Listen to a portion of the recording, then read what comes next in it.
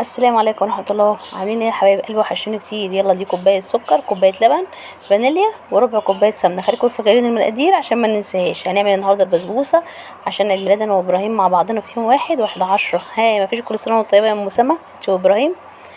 عملنا ازاي البسبوسة بقى؟ جبنا كوباية السكر وكرملناها ونزلنا عليها بربع كوباية السمنة، وبعد ما تقلبت بسرعة نزلت عليها باللبن وتقلبيها بسرعه وتخلي ايدك فيها عشان خاطر مجرد ما تحطي اللبن تلاقيها بتفور كده. بوطي النار خالص لحد ما تاخد تقلبتين مع بعضهم، وبعدين نروح نازلين بقى عليهم على البسبوسه. بصوا الحلاوه، والله كانت تحفه يا جدعان. جربوها والله مش هتندموا. حلوه الطريقه ديت وانا معتمداها يعني بقالي فتره، يعني مش كتير. شفتها برضو على النت يا اخواتي وانا حبيت اجربها. من ساعه ما جربتها وهي بقت جميله. بصوا طلع حلوه ذهبي ازاي. ورصينا عليها الفول السوداني، عملناها وردات كده زغنططه.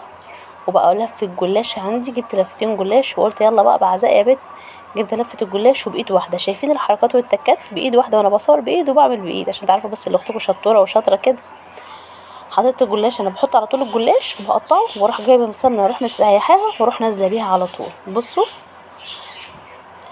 مش بحط في كل رق سمنة، هي مجرد ما بتحطيها اصل انت تعمليها شغلانة على ايه. بصوا طلع اللهم بارك شكلها عامل ازاي، تحفة.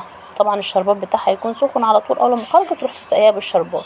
شربات الجلاش بيبقى تقيل شويه، لكن البسبوسه بيبقى خفيف. ايه رايكم؟ شوفوا بقى احنا زوقنا الشقه ازاي عشان عيد ميلاد استاذ ابراهيم. يلا قولوا لي ايه رايكم في التزويق بتاع العيد ميلاد. الاستاذ بقى عنده 4 سنين يا اخواتي. لو وصلتوا معايا في الفيديو لحد هنا متنسيش تشتركوا في القناه وتفعلوا الجرس عشان يوصلك كل جديد. ايه رايكم بقى في التورته؟ بصوا كده شغل فاخر من الاخر. اظن مفيش بعد كده دلع وبلالين ورقم 4. بشوفكم على خير، والسلام عليكم ورحمة الله وبركاته.